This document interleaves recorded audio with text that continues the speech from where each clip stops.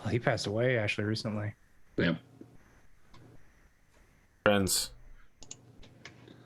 it wouldn't be an APGamingREAL intro unless I fulfilled the request of Grimdark James to make this show's introduction unique and special. No worries, William Shatner. Which is why I'm talking like this. Welcome to Warhammer 40K Rogue Trader Tide of Iron Season 2, Episode 21, The Mustard. Yeah, that's right. I went there. All you were missing for the Shatner intro was a sudden, like, the sudden intake of breath he does, I actually wasn't doing him that well, because I would be like, James, I find myself wondering just what is the captain's seat. Normally when we come on here, I always ask everybody how they're doing or what they're doing, because you know how it is with men nowadays. It's difficult for men to find people that are interested in them, that care about them with emotional positivity. But today, I'm not going to ask how people are. I'm going to ask why people are. Why? No, Jez, don't laugh yet. Why do you get out of bed and continue living and existing? But also, primarily, why do you still show up and come to this show? So those are the questions I would like to have asked today. Why is Gamora? Yeah. Look, I'm really reaching on this intro, James, but I designed it all for you, buddy.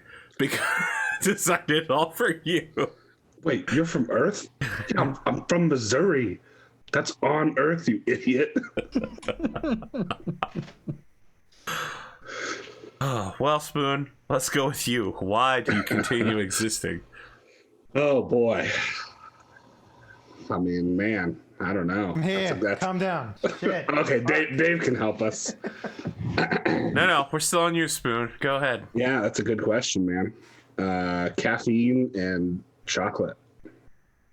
That's why. I have literally both in this cup right now. Yeah, right. It's a great combination. So that's why. Okay. As for why I'm here on the Saturday night is because I enjoy role playing games, and Warhammer 40K. Which order though? Probably in the order listed. So, like Warhammer 40K is one of my favorite universes, but it's not the favorite universe. That's probably Teletubbies. Top 3 universes of all time. Star Wars, Wow. BattleTech, Warhammer 40K. Smallville. That was easier than I thought it would be. I've given this a lot of thought, Dave. Okay. Pop quiz, Spoon. What's worse, bad gaming or no gaming? I'd have to say bad gaming. Yeah, that's just Yep. like time wasted. Yeah. You know what I mean? Like that's time Yep. wasted. Yep. So I'm not getting that 4 hours back. So, But I am getting that refund back. Booyah! That is typically how people respond in RPG horror stories, which I just read for the first time in 2 months today. oh man, There were some good ones. yeah. Pondo, why? Why I'm here? It's like hanging out with my friends, and I like the narrative. I would say it's like I recently, because of Wrath and Glory, was introduced to the crazy world of Warhammer, and have not looked back. Wait, I introduced you to it before Wrath and Glory. We Yes. did a Dark Heresy game. All right, it's fine. You committed after Wrath and Glory. It's fine. Yeah, it wasn't until Wrath and Glory he actually drank the Kool-Aid. Yeah. Because that was when you actually showed him Warhammer, the war game, rather than just the setting. Rather than just Prendar Creed, who's just Pondo in a hat. I absolutely fucking hate that saying, by the way. Drink the Kool-Aid. I hate it. I hate it so much. I use it all the time at work. I gotta say, it's one of my meeting words. Yeah. Yeah. All right, well, everybody's synergize. drank the Everyone Kool-Aid, have a let's- glass of Kool-Aid. Let's go. I want to see you all dead by the afternoon.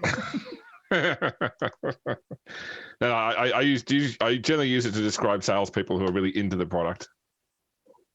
Well, the job of salespeople is to pretend to be into the product. So Yeah, but some of them believe their own shit. So, and that's where I use the term. all right, let me do my salesperson impression. Get ready.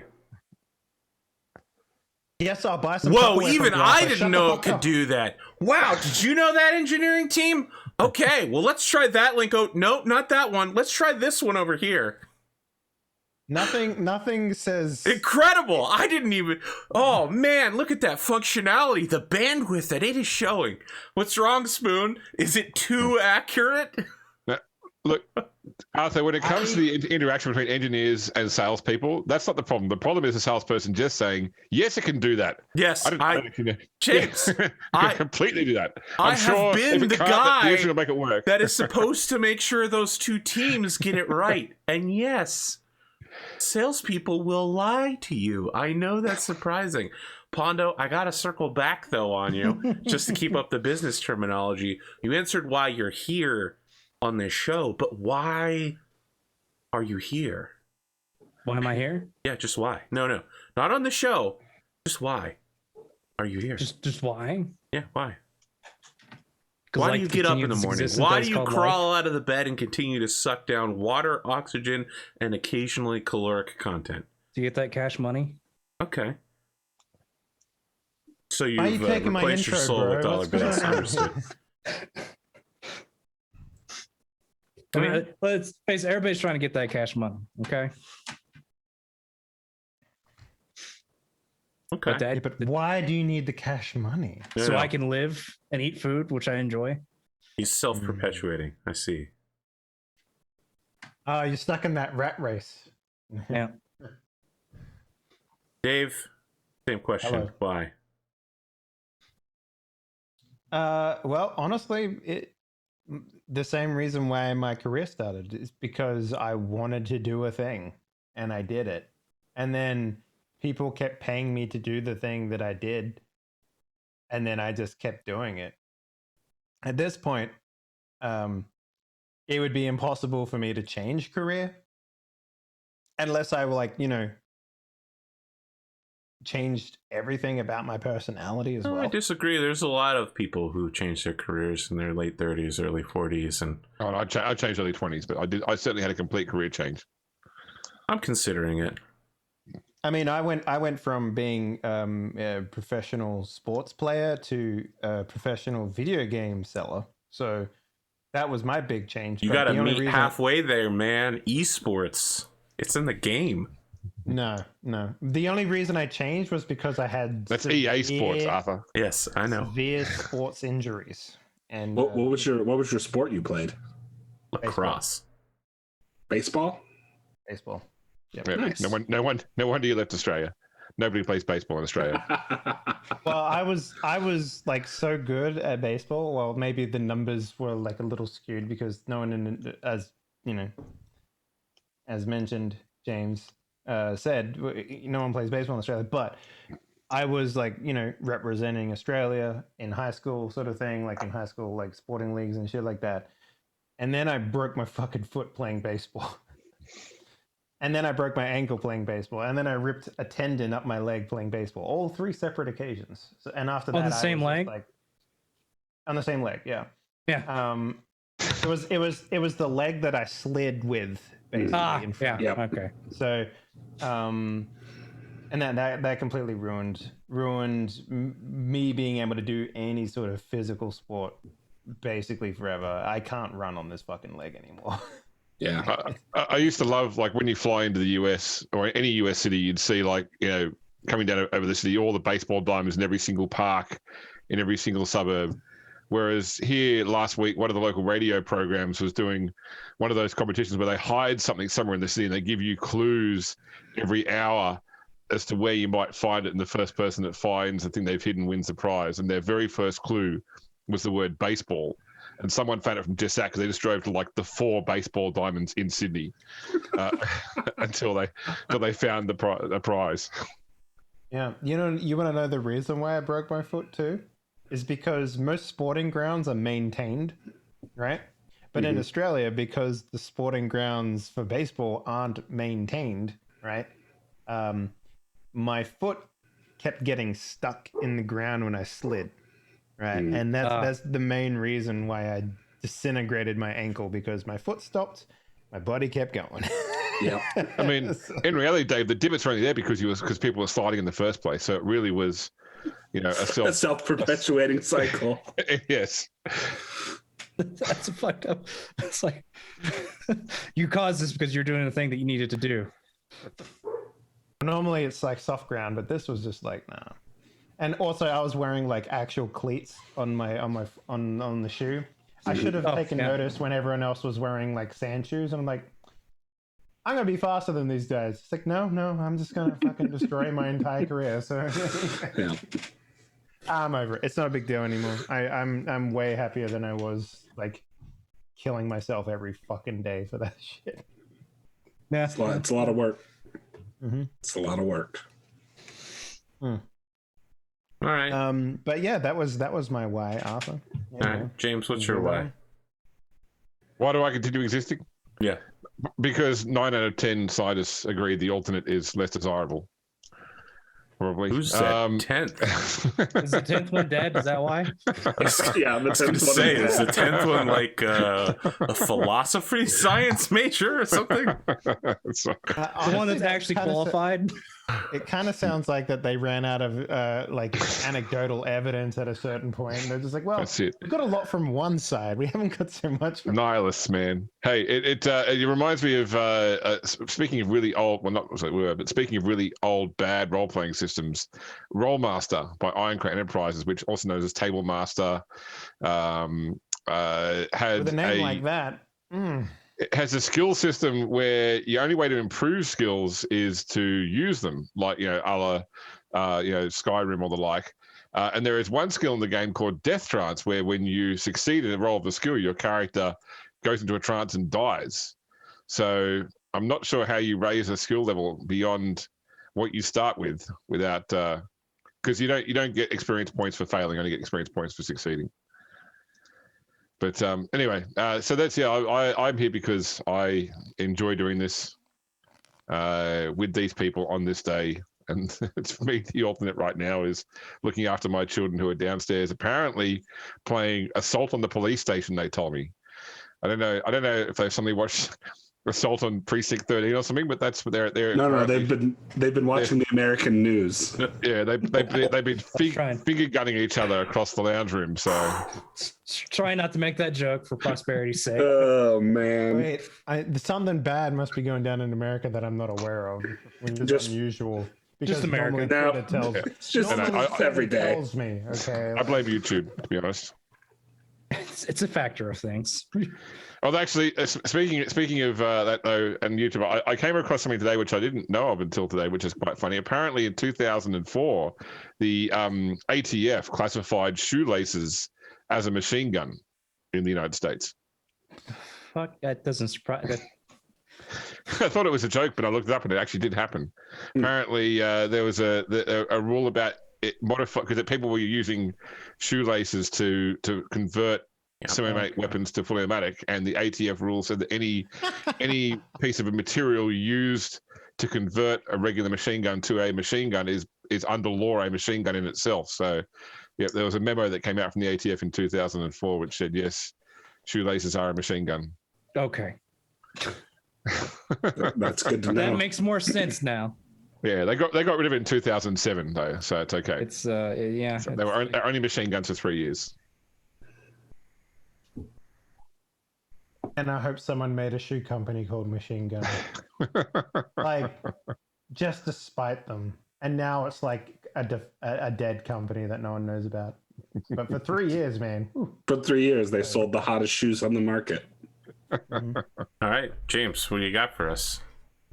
Well, I just want to quickly observe, by the way, for the audience's benefit, that I actually had a really interesting week this week, but you won't get to hear about it because Arthur's doing some different stuff with intros. So I guess. My goodness.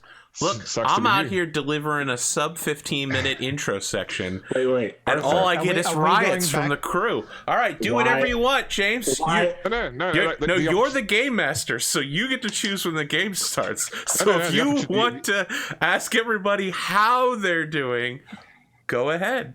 No, the opportunity's passed. Maybe if I feel so inclined, we might cover it in the outros. You don't know. So, all right. Actually, Well, we you know could what, do second intros. It's been a while since we've done that. Oh, after the break, we'll do another intro. Yeah, I like second it. intro. Yeah. Look. I don't think I I don't. know second intros. Yeah, I'm not here to pull over your art. Sorry, Arthur. So. I don't know what the fuck I'm doing, James. My most popular shows right now are where I go, all right, I've been doing this for 7 years. I'm going to throw all the rules out and just do whatever the fuck I want. There is a market for old and jaded Arthur. So. Hey, look, I hear now that I've got my vaccine card, I'm slightly more attractive. So maybe I can add that to my old and jaded. Look, Ladies, jaded, what are you looking for? vaccinated. Old, jaded, slightly more attractive? Right, just get. It used to be employed, has a car, has a house. Now it's vaccinated. Yeah. Right. Just go buy yourself a pram. Start pushing it around. I guarantee you won't be sick much longer. Oh, Jesus. When do you guys get your signet ring for being vaccinated? By the way, like when do you guys Signet get ring?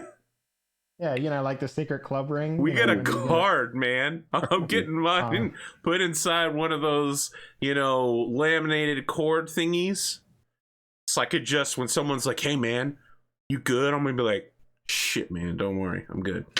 Not Hey. the Doesn't Not the this card make me look ones? slightly more attractive? you're not getting I the want to come in retractable and buy some lanyard. beer. Hey, come Yeah, on.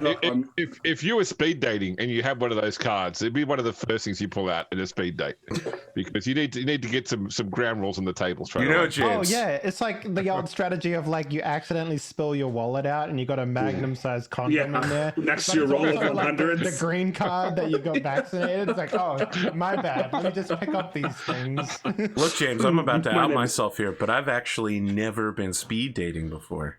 I think the majority of people It haven't. seems like an incredibly painful and useless experience. Everything I know about it, I hear from my sister who has tried it a few times. So I feel like the only time it's good is when it's like the plot of a sitcom. Now, I have a question, James. Was she the one moving or was it the dudes that were moving? Because that's a really different aesthetic. it's depending usually, on- I think it's usually the guys that move. Yeah. So Interesting. Yeah. So it was generics. Okay, interesting. I thought they would have gone for a reverse situation rom-com scenario, but that's cool too. I mean, it's fine. when it comes to organized dating, I would say that most services put the women in give them a high position of power when it comes to that sort of stuff because the field is heavily weighted to one side or the other. Why do you think that there's a lot of cases where women are let inside bars and the men have to wait? Yeah. They bring the women bring the men in. Who have the money? As a former bouncer, right, to I can pay for the confirm. drinks. Like the, All right, man. I just want to say, are you all implying that the milkshake brings the boys to the yard? Because it sounds like you are. Wow. I mean, if I let's just say I just have heard this lyrically, and I wanted to confirm that it's true. If we were to teach you, Arthur, we'd have to charge. Thanks, Food. You're welcome, buddy. I was hoping someone, no, I feel like I set the T-ball up for you just to keep the baseball metaphors going. All right. Previously on Rogue Trader Tide of Iron, Pierre Cowles arrives at Fane Ardento, discovering the combined forces of Captain Bren's mercenaries and the Adeptus Arbites attacking a Chaos Space Marine Obliterator. Beneath the Fane, Nero, Dawn, and Adrian continue their battle against the Pilgrims of Hate. The second Space Marine falls to mass gunfire, but the cultists continue to pour over the group as the Mauler Fiend drives closer, engaging Dawn and Adrian in combat. Pierre is finally able to destroy the Obliterator, though only after receiving significant injury and at the loss of the Command Chimera. And finally, the Mauler Fiend is explosively brought down, its bound demon cast back to the warp with a conflagration that grievously wounds Adrian. Thought for the day. On the battlefield, valor is the lifeblood of victory. So, I thought originally that you guys were ready to head off to Port Wanda, but then I was corrected that Nero has some deep, deep plans about pulling together some some additional forces. I have no idea what's happening anymore, so I'll just sit back. You guys do your business. Oh, you need me to do that thing I did before Cyberpunk where I summarized the whole season's worth of content for you? It has been a hot week. The hottest of weeks. James had so much to say. You would have known, Arthur, but it's cool. It's cool, man.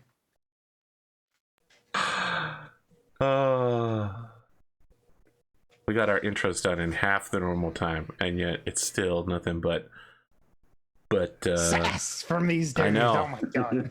It's like sandpaper. My daughter just walked in and asked if I could get her a lightsaber. I mean, and what was your answer?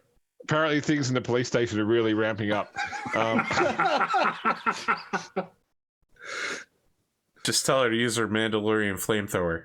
There you go. It always never fails. The whistling birds.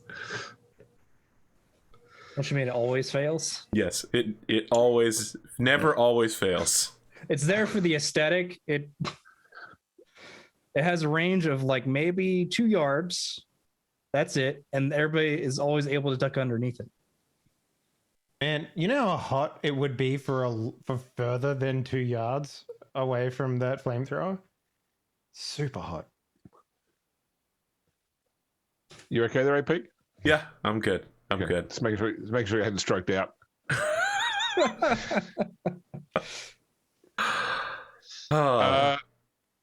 So, well, okay, so last I remember, I think Nero was wanting Don to go with him to go try to. All right. Oh, okay. So allow me to explain my master plan.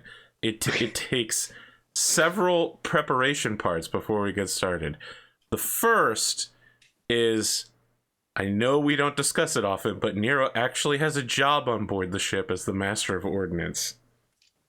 So he does check out all the gun cutters and rhinos and make sure that all their guns work and that all the ammo that came with all the autocannons that we purchased, the 101 Dalmatians, all work. He sends a report to Cassius Schrain on the Chaos Space Marines with the yellow dragon heads, the Mauler Fiends, everything he did to the crates, and there was a planet name that was mentioned several times. It started with it. Mouthy, and that he indicates, like, hey, maybe someone should follow up on this. He also indicates that their method of communication is no longer secure, that the Lord Commodore has been snooping around in Nero's mail and has discovered their link, and that we need to swap code names. Messages from home no longer works. The final part of contacting the Inquisition for now is to send a report to the General Inquisition on planet and CC it to who's the Inquisitor Lord of the Tyrantine Cabal? Anton Zerb. He CC's Zerb, describing the vision he saw when he was in the flames of some sort of daemon or daemon-hostic creature attacking a hive city on Scintilla with the Tyrant Star overhead. And, I assume that the Inquisition has like 50 levels of threat classification or something, like light brown all the way up to angry red or something like that. He classifies it a couple levels higher than a report like this would normally get, as he believes it to have been a prophetic vision. All right. Okay. Let me just correct one thing, by the way. So just so you know, Pierre can't it decode your messages because it still requires. I know, but he knows. So, yeah. He Yeah, knows when you were getting one. Yes, That's fine. because he said, "Oh, messages from home, huh? Guess you were talking to Shrane." So I know he can't decode them, but we need to rotate our methodology. He also asks Ivy for a meeting to get his Stormbolter's name now that they've killed for him. Okay. So he can spray to their machine spirits. No worries. So let me ask, were you still hoping to amass additional forces? Yes, that is the next part. Yes. My plan is to, I hesitate to use the word use Adrian and Dawn, but I will use Adrian and Dawn to help set that up, insofar as I'd like Adrian to put me in contact with someone who I would consider vulnerable, and Dawn, in a very similar fashion, to put me in contact with someone vulnerable. What I'm looking for specifically, why? Jesus, you're gonna someone who I consider vulnerable. Who I'm not I sure what- consider vulnerable. I know. So look, here's so the anyone deal. who can't survive a heavy bolter. Yeah, volley? exactly. Not that kind of vulnerable. Dawn, do you happen to know any starving children that we can warfareize? Okay. Hold together, guys. Make a gun crew. My plan is to hit up the ecclesiarchy, the local military structure, and the House Kryn bankers on Scintilla in my guise as a inquisitorial acolyte. I've developed a costume and several procedures to arrive at my meeting somewhat anonymously, and what I'm looking to do is carrot and stick them. I'm gonna be like, all right, well, this is what I need from you. This is what the Inquisition can do for you. You know, like murder your enemies or spy on them. But if you don't do it, I'm gonna go to your enemies and give them the same offer, and then I'll kill you because you lack faith. So that's the kind of vulnerability I'm looking for. People who we could trick into coming by saying something like, my Inquisitor needs this done. Go to this guy, try to join his fleet, report on him to me. That way no one knows that I actually work for Pierre the whole time and that this is cool. And just be like, hey, this is a mission. It has to get done. This rogue trader is already doing it. I want you to go along with him and make sure it gets done. Vast rewards of information and faith shall come from the Inquisition if you do it. And if you don't, I'm going to your enemies making the same offer, and you will be the target of the Inquisition's ire, which means you won't live very long. That, James, is my plan. It's not the best plan, but I had to work with Nero's primary communication skill, which somewhat box-ended my... been working on it for like a month. And I was like, I could do this, but wait, I would probably have to roll charm or deception at some point. How can I make a plan that only relies on intimidation?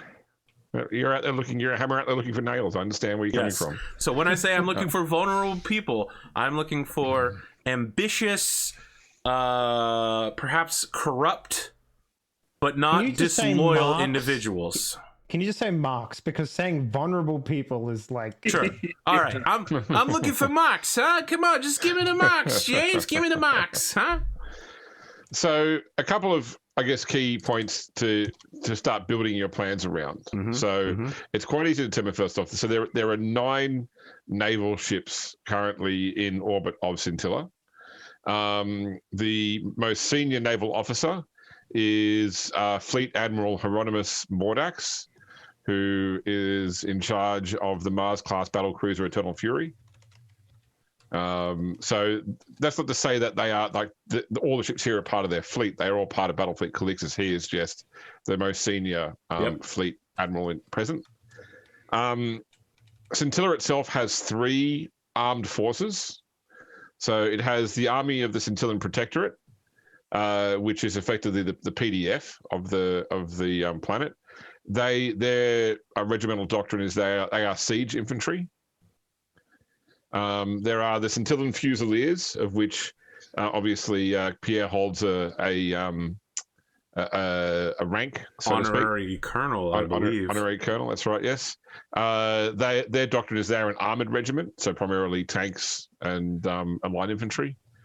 Then there is also the Gun Metallican regiment, which their doctrine is classified as hunter killer. So they're more sort of like drop behind enemy lines, take out critical resources sort of group. Sort of more like almost like a guerrilla fighting force. So the last two, the Scintilla Fusiliers and the Gun Metallican Regiment, are both considered like Astra Militarum. The Army of the Protectorate is considered PDF. Okay. That's as far as armed forces go, other than pulling out like populating from criminals or other people pressed into service. Now I'm looking the church for ships. Yeah. Ships particularly? Okay, so there are 9 naval ships. Any of the merchant ships currently in orbit here would only serve as transport. They're not ships of the line by any means. Okay. But in terms of the military, that's what I'm looking for, James. I don't need any of the other military forces. I need something that can get to where we're going, and the place that we're going is space. Yes. So unless those Gun Metallicans can drop into space, which I've done in Empyrean, and I assure you it doesn't work very well. 3 meters a second is not very fast. Yeah. So it really comes down to, and I guess that when you start to convince people to come to your aid, they'll probably want to know a bit about what the battle is going to look like. So we're going to fight forces. How's that going to work? Is it going to be all space battle? Is there anything on the ground? Is it, are we outnumbered? Do we outnumber them? What are the what is like? What can you tell us other than the fact we're fighting? I have answers for all of those things, and it's mostly shut up. I'm the Inquisition. It needs to be done. Okay. Not to be questioned. All right. No worries. So it sounds like I'm leaning heavily on Adrian for this one. Now, go ahead, sorry. I was going to ask, so you want like an officer crew, right? That's what you're looking for? I'm looking for like someone who either is a captain or could convince their captain to go on a cockamamie side job out to the who knows where, following a rogue trader, go blow up a chaos reconnaissance fleet. Yeah, so we're not looking for crew for the Golden Throne. We're looking for like people to come join us. Originally, that was how I was going to crew the Golden Throne, but we solved that problem pretty easily. Now, what we need is ships. Guns and ships, Adrian. They wrote a whole song in Hamilton about it. Although there is an internal memo to the senior crew from First Officer Parrington asking who will be captaining the Gilded Throne. That sounds like a guy who wants to get promoted. Yeah, exactly. We like Parrington, though. He's good. We do like Parrington, yeah.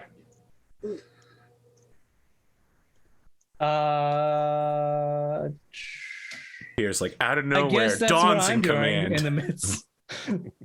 I think that was like an afterthought of Pierre. It's like, oh yeah, I need to find a captain.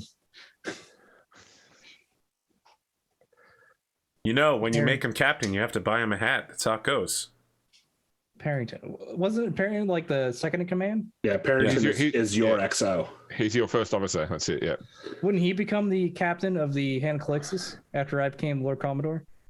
Yes. Well, he acted in that regard during the last battle. When you're ashore, he runs the ship. Mm-hmm.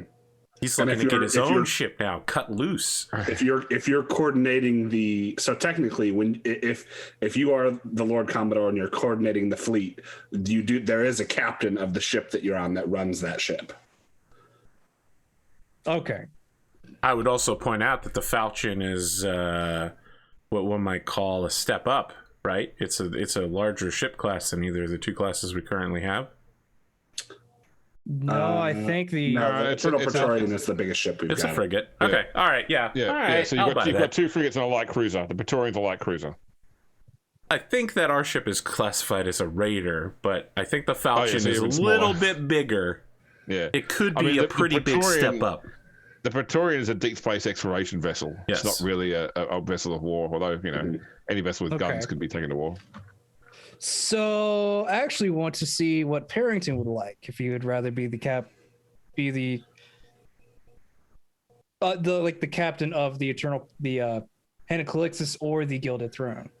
Okay, so we'll do that. We'll do that meaning in a second. Let me just quickly explain. Yeah. So your rank as Commodore / Admiral, however you want to refer to it, as in a fleet capacity, is really it's an honorary as such. Your title of Rogue Trader gives you the title of Lord Captain.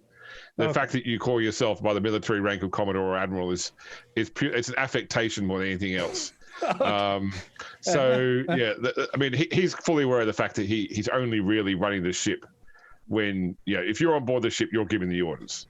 So yeah. But any case, so Parrington will come to your strategic when requested.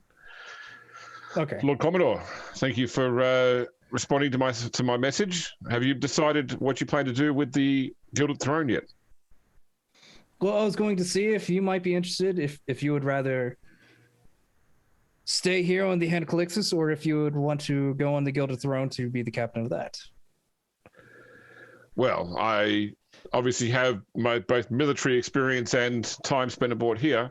Perhaps we should consider the fact that if we are going to go and take these ships into battle now, that you will, of course, be on board whichever flagship you choose, and you will need a competent officer to command whatever other vessels you don't have. We obviously have that in Lord Captain, what's his name again? Not Devereaux, the Armelin. But if the opportunity did arise to command one of the other vessels, that is something that I would certainly consider a significant addition to my resume. Sounds like a very long-winded yes. Yes. So you do want to be the captain? Yes. Okay. Well, then congratulations. You can be the captain. I'll put the Gilded Throne in your very competent hands. Thank you, Lord Commodore. I will begin transferring my materials straight away, and I will send you a list of suggestions for a new first officer of the Hand. Excellent. Please. It's time for the rise of the frog. We're transferring him over. He's the new first officer. Horatio. You don't really remember the guy. You just remember the frog. It's just the frog.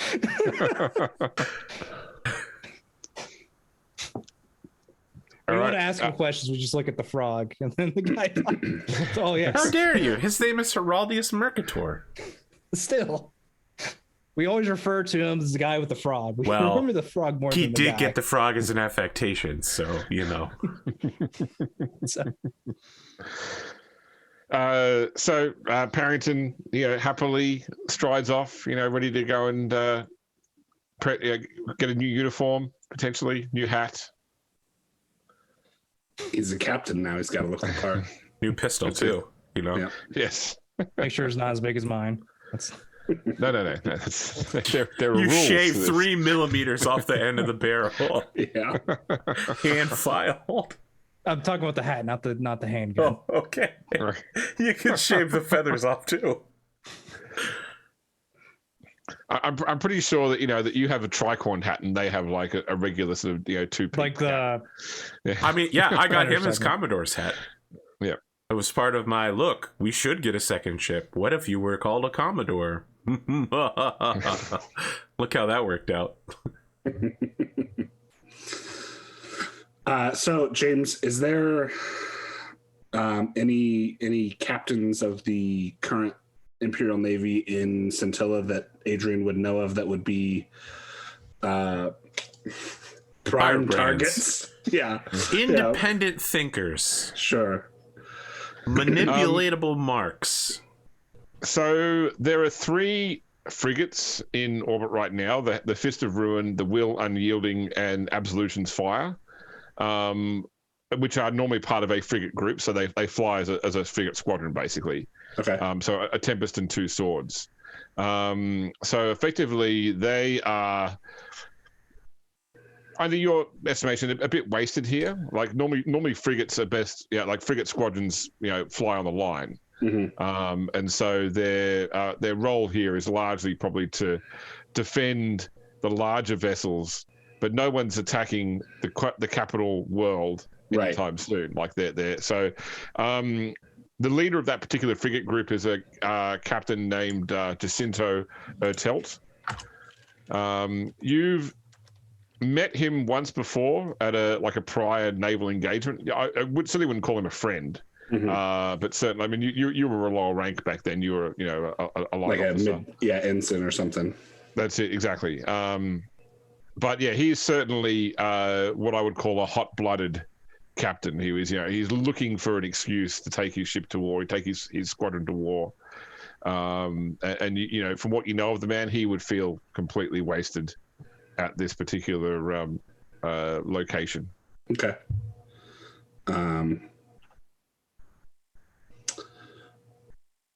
Nero, would you like me to reach out to him, or do you want to make introductions on your own? What can you tell me about him, Adrian? He is quite enthusiastic. As you said, he does fit your description of firebrand. I think he might be a little bit full of himself, very prideful. I think you could probably convince him to bring his escort squadron with us. Okay, so let me be clear here. I haven't told you about my part of this plan because when I go there, I'm going to be going there as an inquisitorial. Yes. Which is why I'm asking you if you want me to make introductions, because I'm like, you're some Cadian guardsman. Yeah. This guy. So, I mean, my plan is to go there and just be like, I'm in the Inquisition, get me a meeting. Right? Like, if you don't get me a meeting, you're going to have some problems. So the Lycus Santoro approach. Got it. It's the Lycus Santoro approach. Listen, if it works for Lycus Santoro here at the Imperium, all three of them... Did it work? Did it work? I guess it did. It worked for Acolyte Connell Hughes. Yeah. I will say this escort squadron would basically double our strength. Indeed. Well, it would be fortuitous if they somehow were convinced to join us. Well, Adrian, I'll see what I can do. I can be very convincing sometimes. And I know the right people. Best of luck, Nero. As he turns away going, he's not even going to make it to the front door. You might be right. All right, James. So Nero's plan is... We've been here for a couple of weeks, right, with all of the gathering of things. So Nero has been establishing a cover identity on planet, like using the contents of the thrice locked chest of Nero the Blade, selling guns and leftover script and stuff like that to make a slush fund to buy a series of apartments that have interlinked doors, and ordering... I don't want to call it cosplay, but essentially like outfits for himself. And one of those is like a missionary outfit, like a loose overcoat, kind of surcoat kind of thing. Definitely some flavor of imperial cult to it. And then like a formless mask to cover his face and his prominently displayed acolytial rosette set into a chain that he can pull out. Like if someone stops him and he's like, well, I don't think I can get past this guy without rosetting. I'm not going to wear like a giant cowboy hat with a rosette on it. I'm going to try to act like I am a missionary who someone would not normally stop, right? Like now, but you're not going to display the rosette all the time on a chain like rapper style. No, it's for you can't. No, you can't come on this ship. I'm going to be like, yes, I can. Here's my chain. And then when I'm walking in the ship, if someone's like, hey, you can't be here, I'm going to be like, okay, chain. But I'm not just going to be like, yo, it's your boy, Little Inquisition here.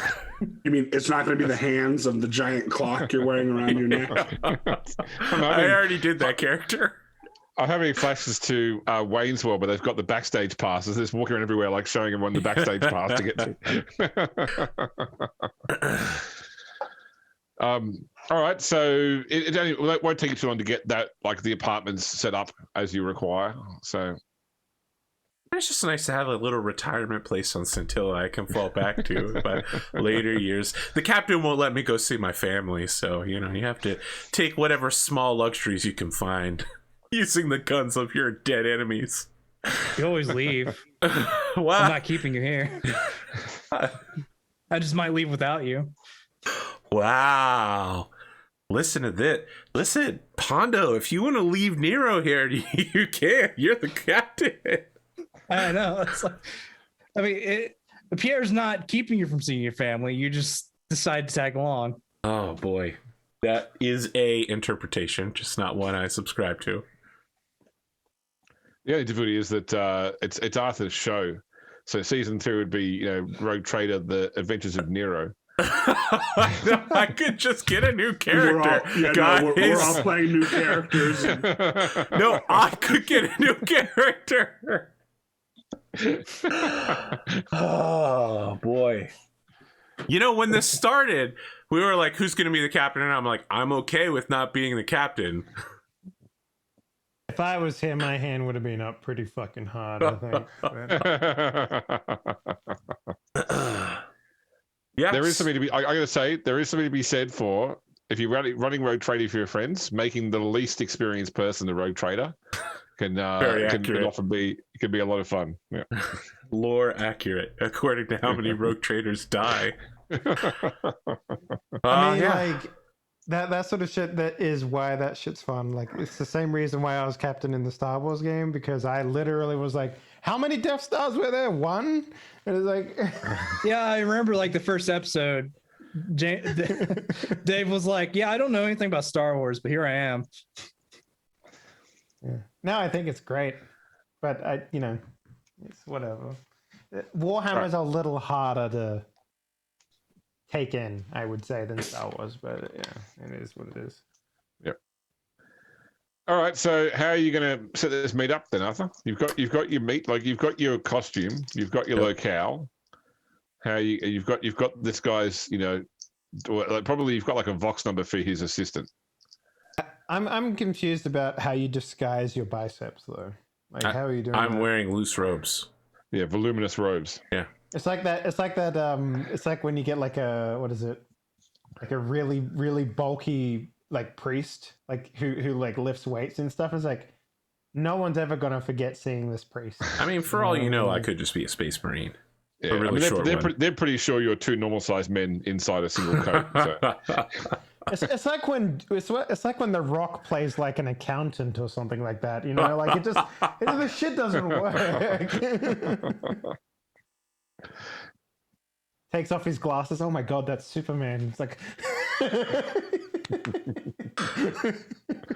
that's the most complimentary thing you've said about Nero. I mean, Dave is. He's a happy guy. Dawn, on the other hand, no, fuck that shit. Not coming out. My plan is to put glasses on my biceps. My plan is to,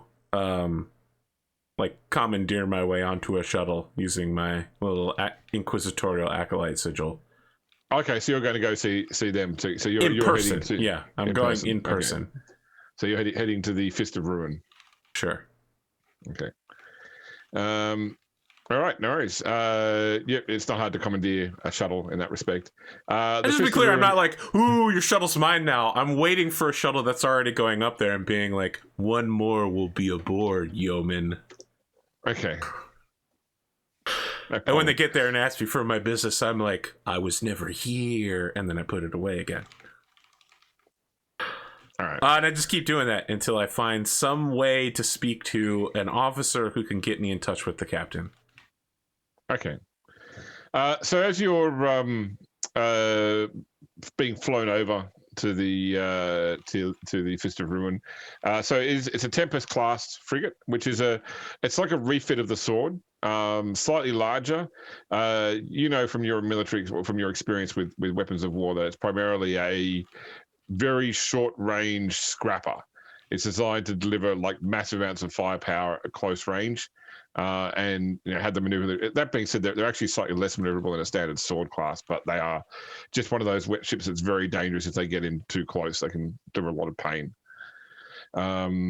Its guns aren't run out right now, so you can't really tell what it's. Other than the fact it's got a lance weapon on the prow, but I do like lance weapons. Yep. The shuttle takes you aboard, and it's sort of like, you're talking about mainly military officers coming and going from shore leave, along with things like food and provisions, other things being loaded up onto the ship. So it's more like a transport shuttle you've gotten aboard rather than a proper military shuttle. Sure. And, a deck officer approaches you pretty quickly to ask you, so, excuse me, sir, can I help you?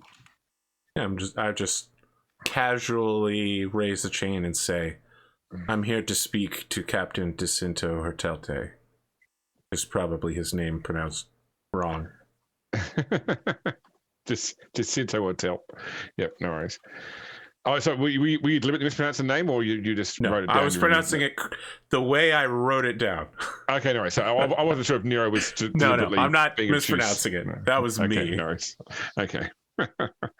Of course. He sort of like summons over someone with a vehicle. It's a golf cart. And yeah, covered in skulls. It's universal fleet transport, really. That's it. Yeah, it's canon now. It's not. Yeah, it's got nicer leather than your golf cart. Well, we got ours from a crime lord in a seedy backwater space station, so I hope so.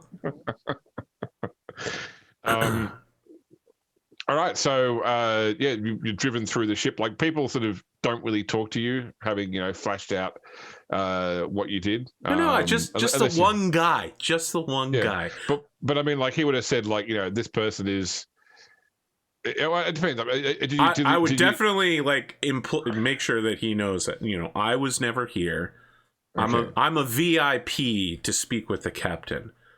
All right. Don't mention anything else. Okay. And I would actually like to talk to my driver to see like what his impression of the captain is right now. Like, oh hey, but like through the mask, like, oh hey buddy, how's the captain right now? How would you say the state of affairs on the ship are? Well, we're all pretty anxious. We're hoping for a call up to the watch passage. There's apparently a lot going down there, but they seem to the scuttlebutt going through the fleet is it's all under control right now. So we're stuck here guarding the who are they guarding? They're guarding the Eternum Ferrum, and not like anything's going to come this far into the system to cause any real problems. Although I heard rumors that there was actually some big battle on the planet recently, some sort of chaos cult. It's hard to believe that something like that could come all the way to the capital without anyone noticing, especially with the number of Inquisitors on this planet. It's true. You never know who's with the Inquisition. I lean forward to him and I show the chain. Like, while he's driving, I'm like, yeah, that's right. And I go, it's not a good idea to fabricate lies about what may or may not have happened on the planet. The faith of the Scintillan people is very strong, you understand. I see as I lean back and stuff my chain away. Yeah, yes, Adrian, that's exactly what I'm doing. Do you flash him the cleavage and what? Yeah. That's Ranger folk. They call him Strider. Right.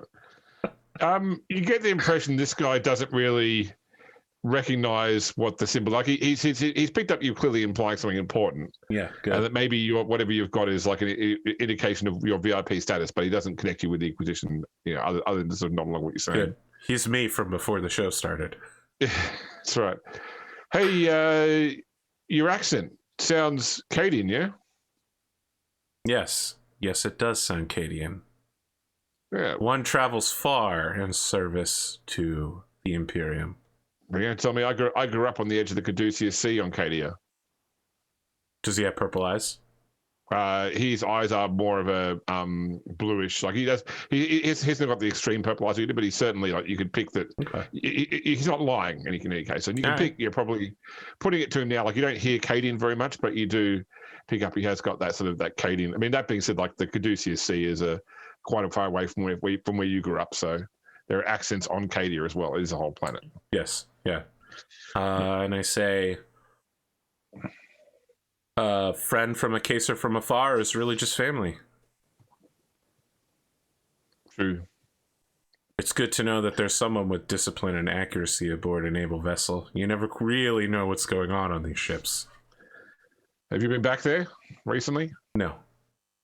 It has been a long time. Yeah, I haven't seen home in 30 years. That's rough, buddy. I may never go back. Yeah, feels like such a long way now. It is a long way. It's a really long way. And the end of the trip is at the most dangerous part of the entire Imperium. All right, he pulls up at a you get to a point of the ship where the vehicle can't go any further, and he walks you the remaining distance to the captain's meeting room. So when he opens the door into the room, there is the captain is sitting at a desk. So he looks to be probably in his late 50s. He's bald on top. You can sort of see like from the stubble that he would have been bald anyway on top, but he's shaved the rest of his hair. But because it's now the afternoon, he's got some stubble back from razor shaving otherwise the rest of his head. But he would have been a baldman anyway. He's got some scars from battle as well. Look like mainly burn scars rather than projectile scars as such. And his uniform is well maintained. And you can see he's decorated his quarter or his office here with what is clearly pieces of debris from other ships that have been put into glass containers with like little plaques indicating, this was claimed from the Battle of this, where such we destroyed this ship, etc., etc. And otherwise his office is quite utilitarian. He stands up as you enter. I offer a hand and say, Captain, High Gothic. I'm switching to the good language. Captain Jacinto Hertel, I presume. That's correct. Welcome aboard the Fist of Ruin. You are representing the Inquisition, my deck officer tells me. I am representing an Inquisitor. Indeed. It's roughly the same thing. Please, have a seat, sir. But under the mask, Nero smiles because he knows that that's not really the same thing. Your office is impressive, sir. It is what it is. What should I call you? Acolyte is fine.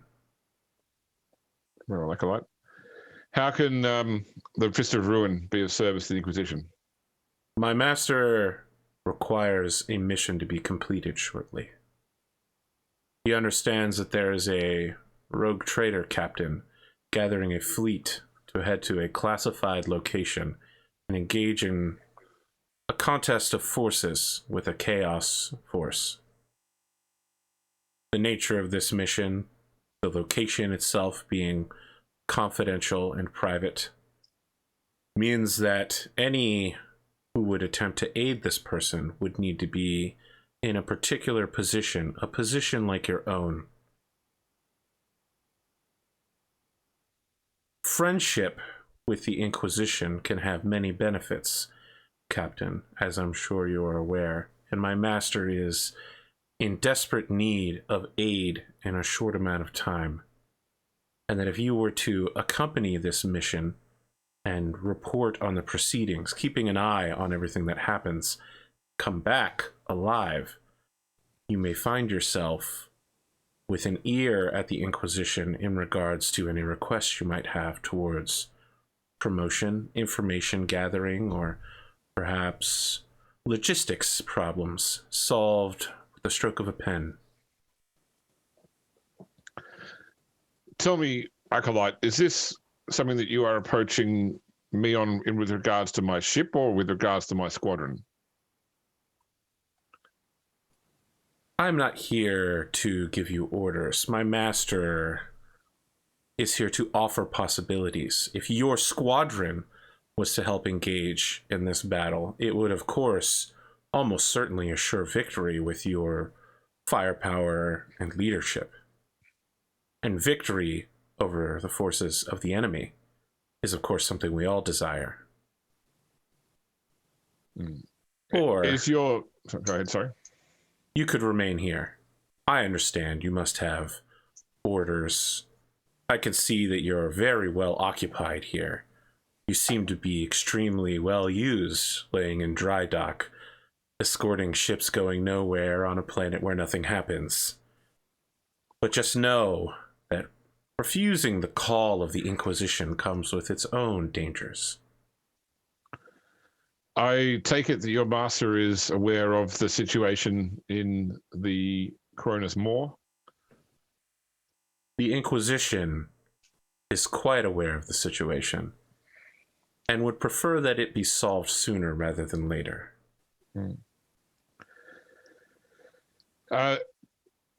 Acolyte, I personally would like nothing more than to take you up on this offer, especially if it involves actually engagement with the enemy.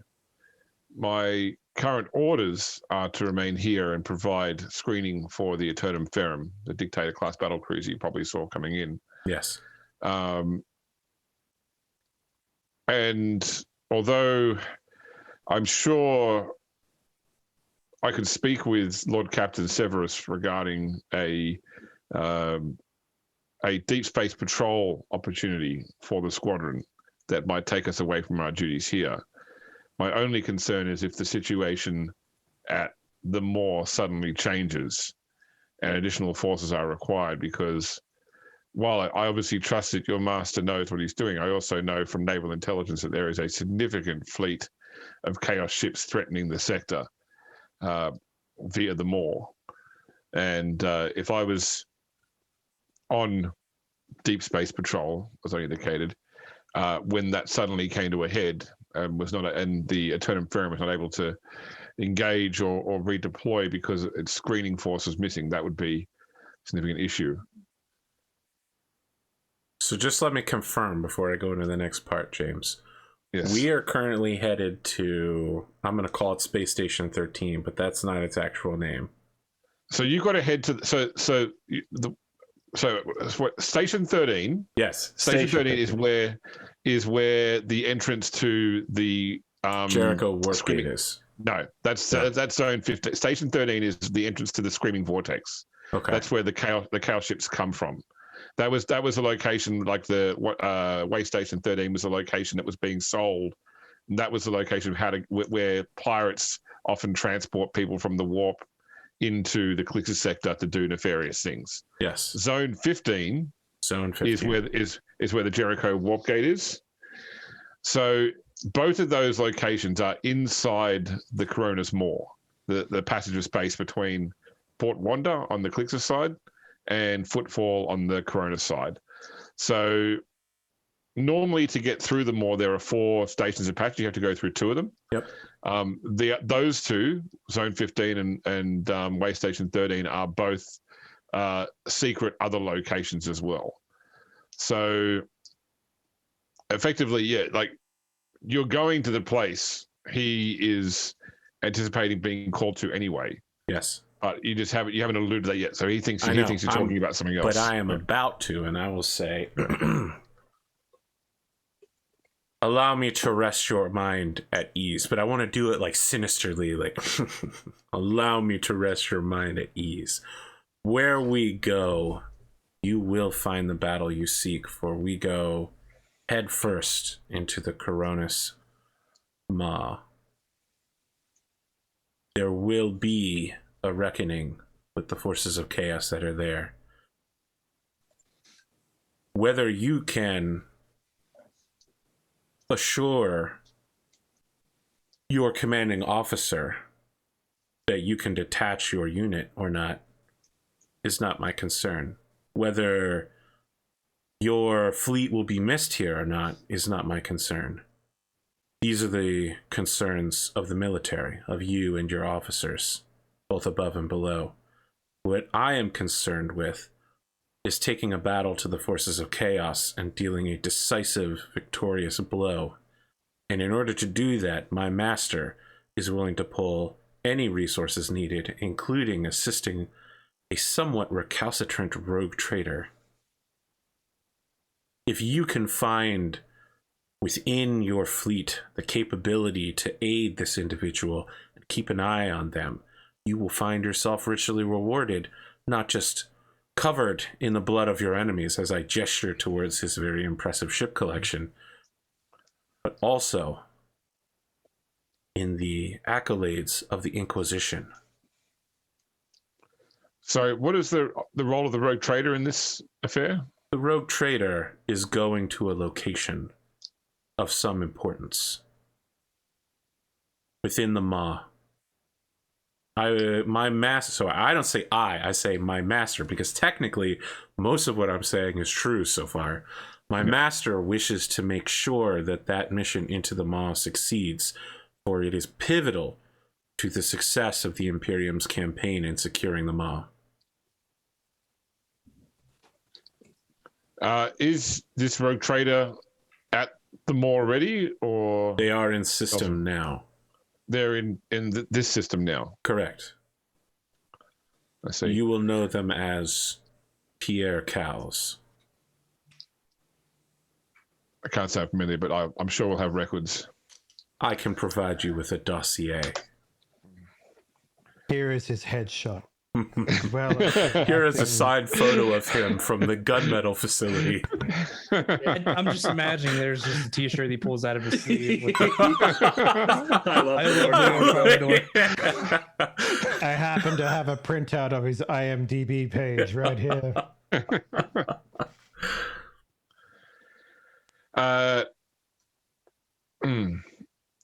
Yes, I'm sure there are ways to make this work. We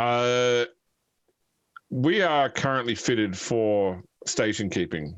I would need, well, after I discuss this with Captain Severus, would need roughly a week to prepare the squadron to move. Assuming that Captains Bredis and Insognia are also on board. Do you have any contact with this rogue trader? The Inquisition has ties to that particular ship. I can put you in contact with him. Could you organize a meeting of my three captains, well, myself, my two captains, and this rogue trader, and any other key personnel? I just need to understand tactically next actions so that I can ensure that we are appropriately equipped and fitted for what is ahead. Should you attain your approval, you may contact me at this number. And I give him my throwaway cell phone tied to my new apartment building. And I say, and I will arrange for the meeting post haste. I am sure that Lord Captain Pierre Cowles would be thrilled to have more extremely competent and deadly fighters at his side where we are going, which is into the Maw at a classified location. That's what I emphasize. Like, you know, like, this is one of those missions that when you say yes to it, you have to finish all your side quests first. I'm just imagining your character right now dressed up as like evil Kermit. Do it! Yeah. Do it. And then like you show Are up at the you meeting. challenging me? You show up at the meeting and he's like, wait a minute, I know that hoodie. And you take it off. It's like, nah, there's no way that could be that man. No, there's no way. All right, he will take your details, and you get the impression from your immense people reading skills that Oh, come on now, Jill. Jeez, that hurts. Do you have people reading skills? That's the No. real question. No. I think I have a 5 in people reading. He's really sus, but he seems fine to you. Yeah, he seems to be of interest to this. So yeah, you'll probably hear back from him shortly. Okay. All right. I leave somewhat less mysteriously than I arrived. This is when Pierre Cowles gets a mysterious email about a meeting he has no idea about. Okay. That was everything, Like James. I've done my Photo part. shoot. All right, no worries. You didn't even make me roll for the threatening, like, you should do this, sir. No. Look, hey, I'm always happy to throw role play before dice. So. Perfect. Works for me because I couldn't make any other rolls besides grrr. I was feeling a real charm vibe until about probably 2/3 of the way through before you finally laid some degree of James, you have to outline the carrot before the stick. If you put the stick before the carrot, then people are like, I don't think there's a carrot coming. I'm checking out of this conversation. I'm gonna get fitted for a coffin.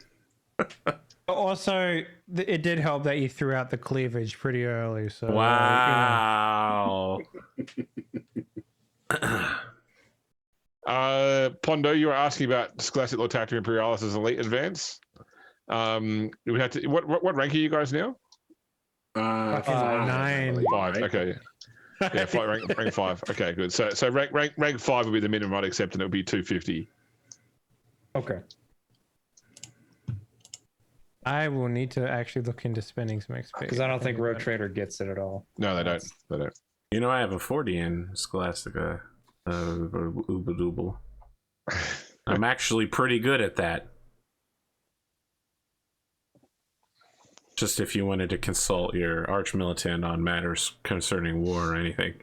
I also am not quite as good as Nero at Tactica Imperialis. Guess what I want it. I think I'd be about It's weird that all the military. military-affiliated officials all have the thing that you want to... Okay.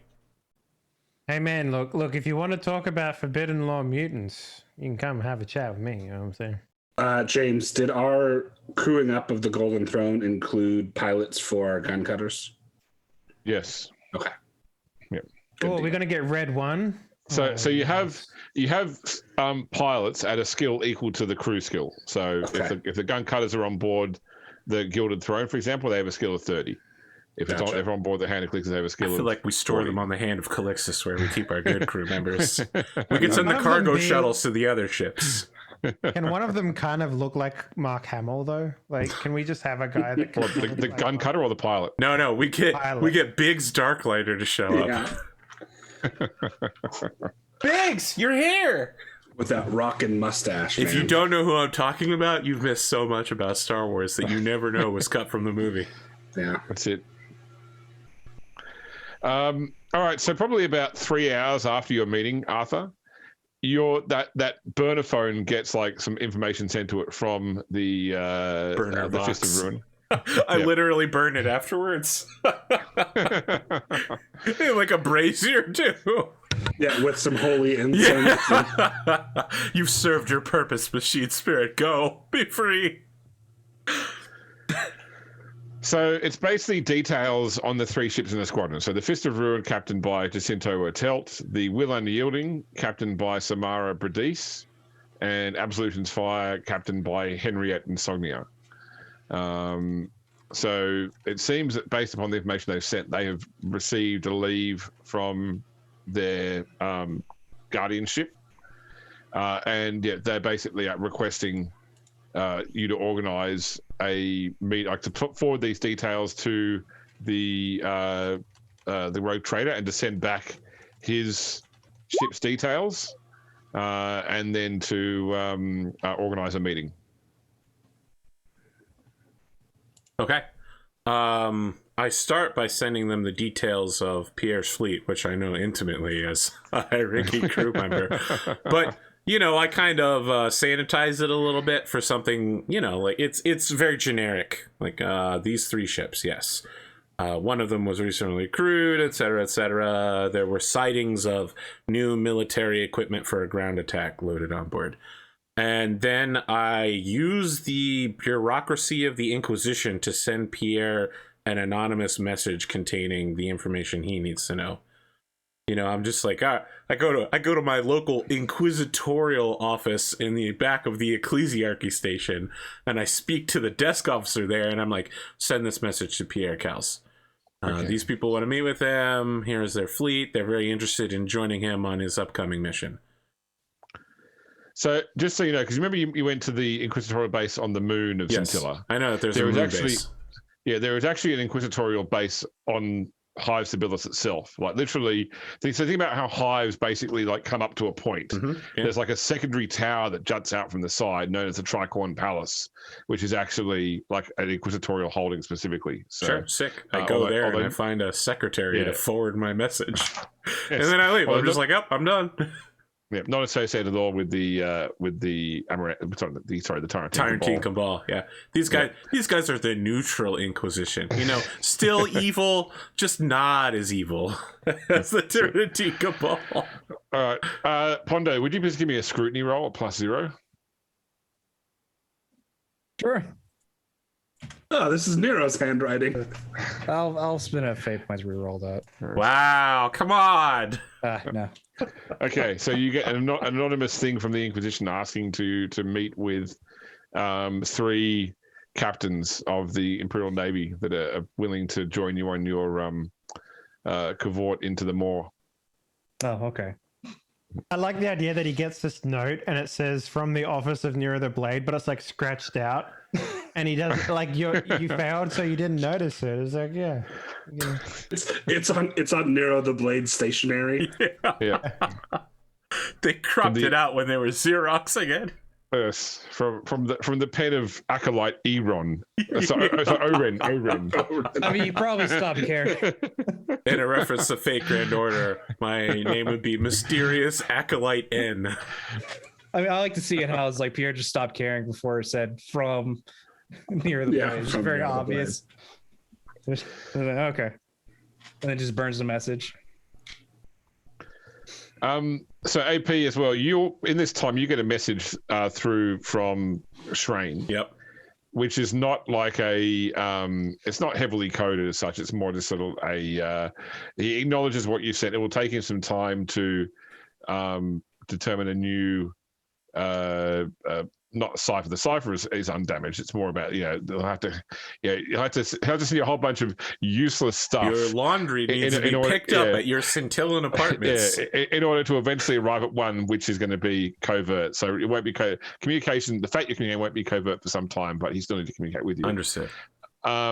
Just to say that he is heavily concerned about your report on what happened in Gunmetal City.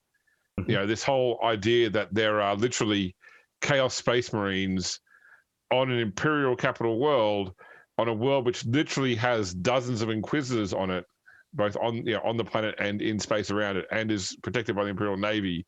Like, this is a pretty big deal. We did kind of gloss over that. Yeah, except for the guy who filed a report with his boss over it. Yeah. Yeah. It's not like I left the ecclesiarchy member in charge of this whole operation. So he's not like assigning you to do anything about it, because once again, this is outside of his jurisdiction too, as an Ordo Xenos Inquisitor. So outside of my capability, but sure. Yeah, he just doesn't want to downplay the severity of what you've reported. I don't have anything to send back to him unless he had it, because it sounds like he's as alarmed as I am to be fighting 2 Chaos Space Marines. It's not something I do every day. It happens occasionally, but technically 3 because of the Terminator. Oh yeah. Well, I didn't really fight him, but yeah, he was present, I guess. I heard he was defeated by a guy with a pair of pistols, though, so it couldn't have been that tough. A doddering old fool, surely. The halfling sleep has made him weak. Yeah. Must have been Slaneshi. I'll just make him shoot again. No, that's not that great. Okay. So are you accepting the summons then, Pierre? I guess so. He's like, okay. was like, I'm pretty sure I checked with everybody who said they couldn't do it, but all right. And so, Nero, where have you organised this meet to take place? On board the Hand or that's elsewhere? A good question. Is there like a good neutral third-party location we can use? Like a cool space station venue that we can just take over for the weekend, have a cool party? Like, maybe it wouldn't be aboard the Hand. You know, I'd be very interested to have it aboard the Gilded Throne. We've been chasing the ship for literally fucking age of Middle-earth. I'd like to put a foot on it at least one time. We did kill a metric shit ton of people to get it. We didn't kill anybody. Someone else killed them for us. Okay, all right. Well, the only time I've been in it was to disarm an inquisitorial super bomb in the torpedo bay. No, the bomb was already gone. It was done. Well, there were a bunch of other torpedoes, and I wanted to make sure they weren't going to explode. All right, Pierre, you want to nitpick me? I want to know what the ship looks like so we can get some nice descriptions of the interior as we have a meeting on board.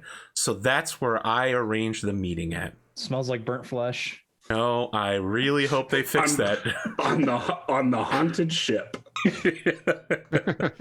I don't know if you can fix a I don't sudden know mass that. flash of burning flesh.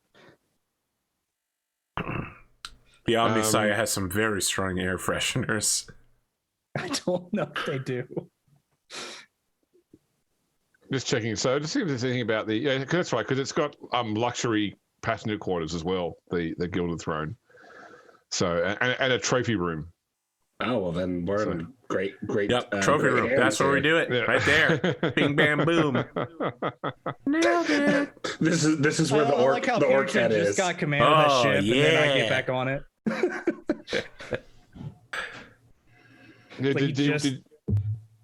Did you want to put any trophies in the trophy room, Pondo? I mean, I think whatever trophies I'd want would be in the Gilded Throne, because not the Gilded Throne, the Hand of Calixis, because that's typically my flagship. Okay. Unless somehow I just managed to. Yeah, but no. See, this is like wings of a mansion, though, right? It's like, oh, this is my trophy room ship.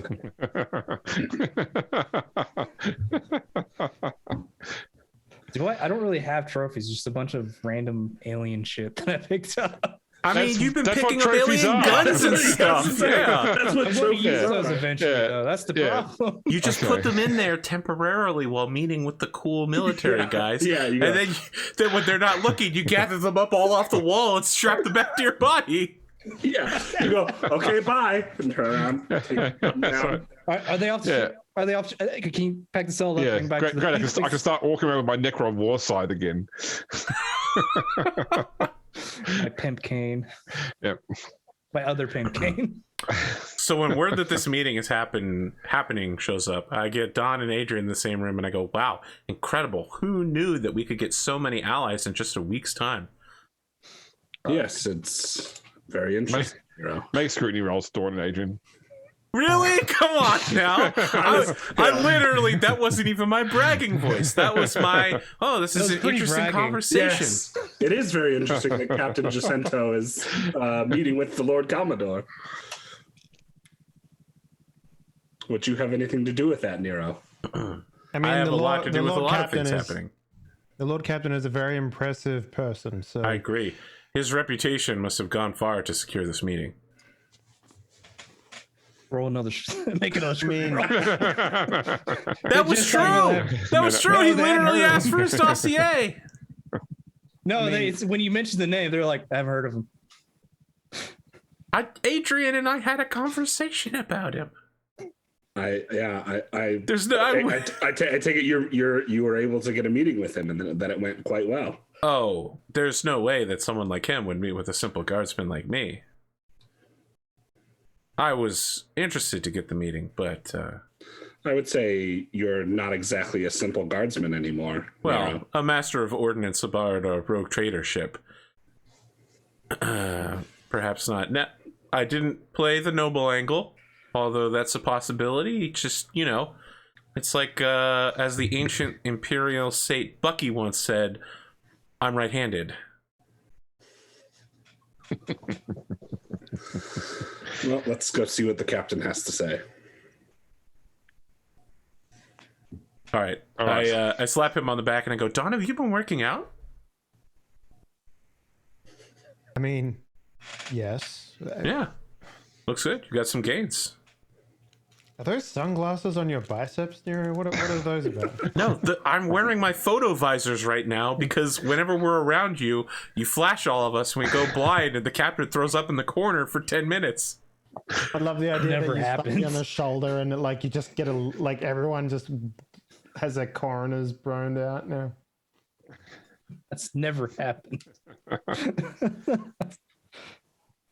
It's just like the burning blade is a malfunctioning power sword. You need to get like a conversion field which malfunctions, just flash it randomly all the time. Just to Oh, that reminds me. bathe in the Emperor's glory. I love the idea, by the way, that there was a point in time when everyone was like, "Man, this holy object that is a currently malfunctioning piece of equipment. Let's just get more of them. They're good." We It's like not a bug, these it's a swords. feature. Yeah. As the power sword works. As the ancient saint Bill of Gates once said. James, what does it take to recharge my refractor? A tech use test, but a successful tech use test. That's Can it. I give it to someone like Ivy? Yeah. So at any time there's actual downtime, we can assume that the refractor fields are repaired by My Ivy. refractor field's working again. Yeah. Great. Yeah, that's it. Are you expecting to need it in this meeting? Yes. Pierre, I would have done it at the beginning of this entire sequence of events. You never know when you're going to be ambushed by gene stealers. Fair enough. Remember when we played this with James in a one-shot, and the first thing I said was it's gene stealers, and everyone said no, and it turned out the whole time it was gene stealers. You never know when you're going to be ambushed by gene stealers. Fair enough. Fair enough. If the only person in this room that knows that is Pondo, Arthur, because no one else. It wasn't a televised game, and the other two didn't play it. So yeah, that's why I'm giving the anecdote at Darmok and Jalad at Tanagra. Okay. Shaka when the walls fell. That was way back for Wrath and Glory, is what that was. Yes. Patreon. Patreon had that access to that game. Some people who No, watched this didn't. They had access to the character creation. Yeah, that's right. No, it was the Wow, test seems game like for I really missed an Rogue Trader. opportunity there. Yeah. It was a test game for Rogue Trader. The Wrath and Glory test game lives only in our memories. Yep. Timba, his arms wide. Yep. His sails unfurled. Where AP played a battle sister Yes, I did. who was acting more of like a mom than it was interesting. Yep. All right. Okay, so the Gilded Throne, the luxury decks of it, which include the trophy room, are stupidly ostentatious. Yes, they had to be repaired from some of the fire damage, but still, they were repaired the way they were. So, it is like there's plenty of skulls still, but all the skulls have been gilded, for example. Is there like a burn sorry. mark of the original cap for this, like adjusting a picture frame? Just that outline. A shadow, yeah. I'd be tempted to leave that in. It has been well cleaned. And the main hall of the trophy room has been set up with like a long table, because it's not just like the captains coming. The captains will bring their senior crews as well, because they'll need to pass down orders. With that being said, probably that they're probably limited to about 4 people per key crew, because you did mention things like classified locations. So it's probably like the captains, their first officer, their navigator in case it's for purposes where to get to, and then probably like a master of ordnance or other sort of military specialist. So you guys are in there. The other captains start turning up. Certainly Captain Ertelt turns up with his senior crew. The next one to arrive is the captain of the Will Unyielding, Samara Brittis. So she is a woman in her late 40s. Once again, probably has the scars of previous battles. she maintains a good decorum. You know, she sort of has that, like, her back is always a little bit too straight. Like she's always like, she doesn't understand the meaning of the word at ease.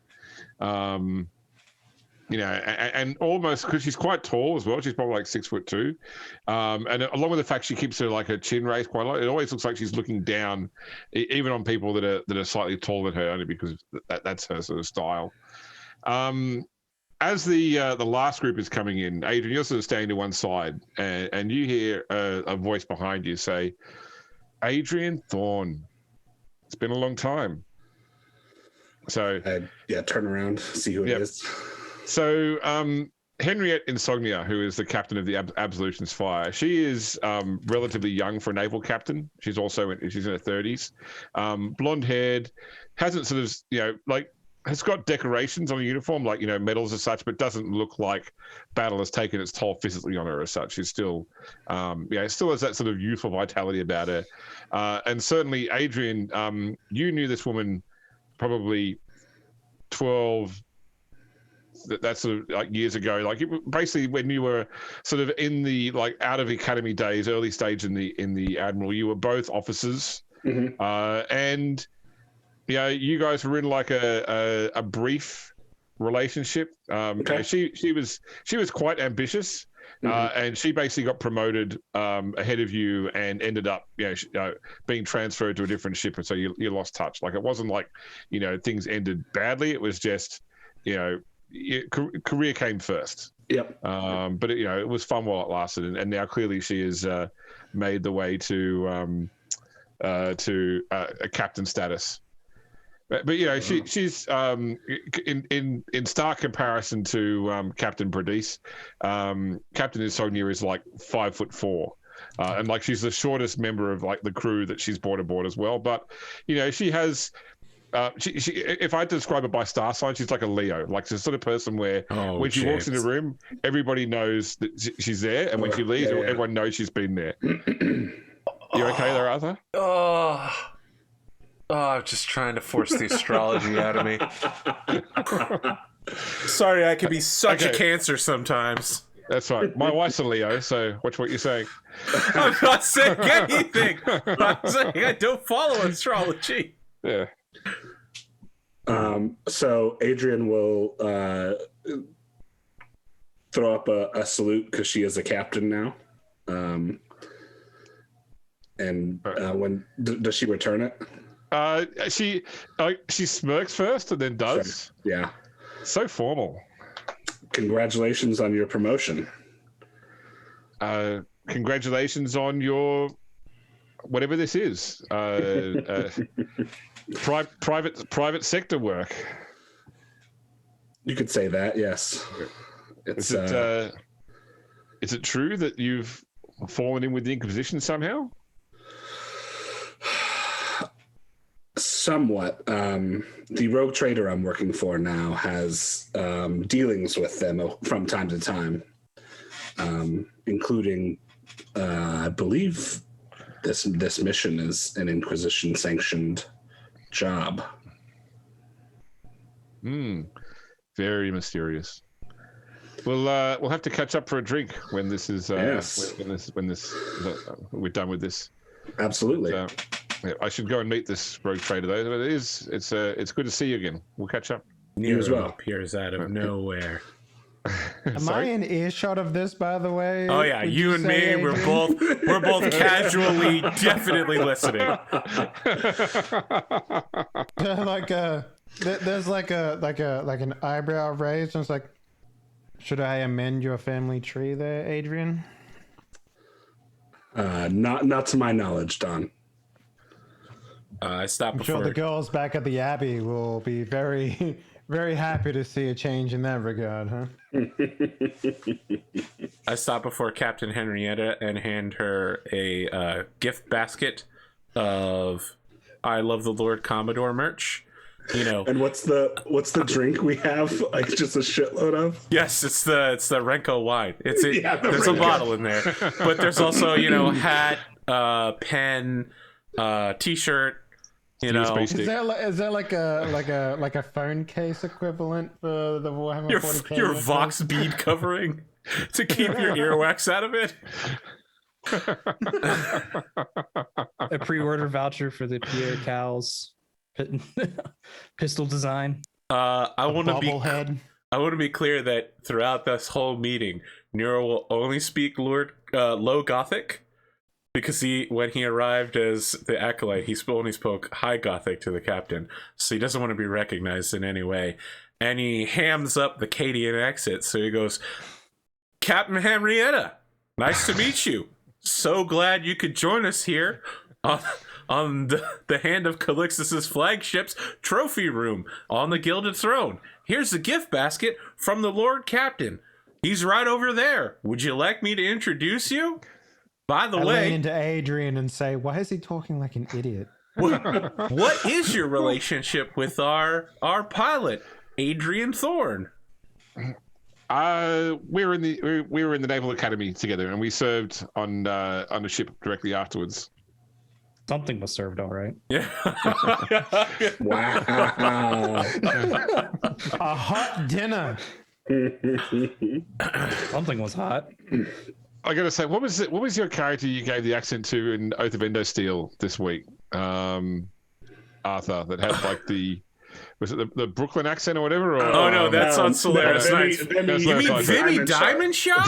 Sorry, that's right. Vimy Diamond Shock. He's a very popular character. Yeah, We're here to talk about the Magistry of Canopus. From Space Boston. Space Boston. That's right. Yeah. I like Vimy all Diamond Diamond Shark. Sharks have a space Boston accent. That's not canon. I wish it was canon. There's a lot of things I wish about the fucking BattleTech universe. Because I was watching a stream the other day, some art stream, and like like someone outside the house was like honking their car horn, and the girl's like, "Oh, I'm streaming here, you know, come on." She's familiar with the Diamond Shark clan, you know. There you go. All right. Yeah. I lead her over to the Lord Captain and then continue distributing gift baskets to all of the officers in the room. All right. So everyone gathers around the table. So I'm going to assume that you've got like a map of the moor out. Probably you haven't specifically called out where the secret locations That's are. true. We don't typically Yeah. mark our maps with the location of the Jericho Warp Gate. No. So, two questions mainly right now. Yep. First one, did the orc captain that I took out, did he have a power claw left, or was it just his peg leg left? I don't remember. I know at least got the peg leg. Yeah, because he exploded, didn't he? Yeah, he exploded. Yeah, I'm The going peg to say the power claw. The power claw is still intact. Okay, because I would have took that as well, as long as the peg. And you leg. have the orc skull that I gave you from the mech. Yeah, boy. Do you So use your trophies to like way down the edges, the corners of the map? Just put down the peg leg on one corner. Just the massive mega blaster on Yeah. But it only takes up a corner of the thing, so it's like hanging off the table. You know, like- So essentially, he's going to put like all his stuff he's collected in certain categories, like all the orc stuff here, all the Necron stuff there, and then all Eldar stuff, which he has like maybe a couple of rifles that he picked up from. now Yeah, I you got need the to one know, rifle from where. what are you using to display yourself on the map? Is it like a bobblehead of yourself that's like huge? And I like It's a Fallout bobblehead. Yeah. I feel like there's like a broken piece that would actually represent like my fleet, but they're all broken, so he then substitutes it with a bobblehead. I'm trying to we've think what Eldar trophies you have. I suppose you're going to take stuff from those Wraith Guard that you killed in I think like at most you probably took like maybe a rifle or two. Yeah, or the You had that the staff, gibbets of didn't the. you? Yeah, I was going to say, Ranger there's that one that I told to don't move, and then she moved. Don't move and then got And the blasted. Xeno grenade. Yeah. There's just like a moist air that's just hanging somewhere. It's just like- Yeah. So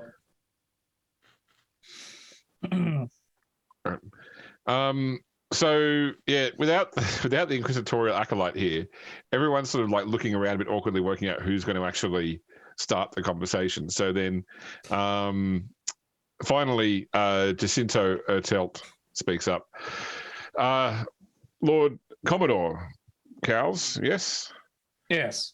I'm not sure how much the acolyte of the Inquisition told you, but I understand that we will be joining you for a journey into a concealed location within the Koronus Moor. Okay. Oh, the second question I was going to ask is about the Death Watch. Yes. How secretive are they supposed to be in comparison? I mean, the guy who's their boss told us to do this. I mean, so the Death Watch aren't known to exist. They're not like the Grey Knights, where knowledge of their existence is hidden. Okay. So there is a group of Astartes that work for the Inquisition that specifically hunt aliens. Yeah, their interest in the Chaos Fleet inside the Moor is probably a bit more obtuse, but the Chaos Fleet pulls its mask off, revealing it wasn't Old Man Jenkins all along. It was actually Xenos pretending to be a Chaos Fleet. And aside from my senior staff, is it their senior? Is each ship's senior staff as well, or is it just the captain? Yeah, it's like everyone's bought like 4 people. You know that scene in Shaun of the Dead when they walk past the other group and it's like the exact same archetypes? Yeah. I think we would stand out quite a bit. Like they've got their own missionary. They've got their own like Nero. Except this time their pilot, it's like the bulky one. You know, like it's slightly different. Yeah. Like, Yeah. their missionary is a dude. You know, like, Nero's played by Seth Rogen. Yeah. Did I ever tell you guys today that the net who voiced Angelique Cowles, is Angelique was the mother. Yeah, that's right. Yeah. Was in Shaun of the Dead. No, interesting. Yeah. which one? Which She was a person? zombie. She was a zombie. Okay. Not a strong speaking role then. No, that's right. No, one of the zombies outside the pub that they hide in. So. That's cool though. The Winchester. How Yes, many that's times right. did Why she do they get to call be it that, shot? Japes? Because it had a Winchester above the That's bar. right. Yeah, which doesn't work, or does it? I heard he killed his wife with it. We're memeing so hard today. Hey, we've memed higher in the past. This is true. pale by comparison to I previous believe shows. the last planet we're on, we memed it very, very hard. That was mostly me, though. Yeah. Yes, that's- yeah, for sure. I mean, Definitely we led added the to charge. it. There's a difference between we're memeing and I'm memeing, for sure. Yes.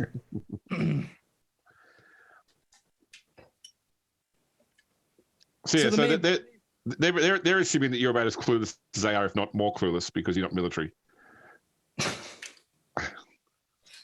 Well, that's to be perfectly honest, I have no idea about the inquisitorial acolyte that you are referring to. I received a message saying that a meeting was set up for onto my ship without me knowing. So we are here. But if you are interested in going with me into this endeavor, I will inform you of what's going on to the best of my abilities.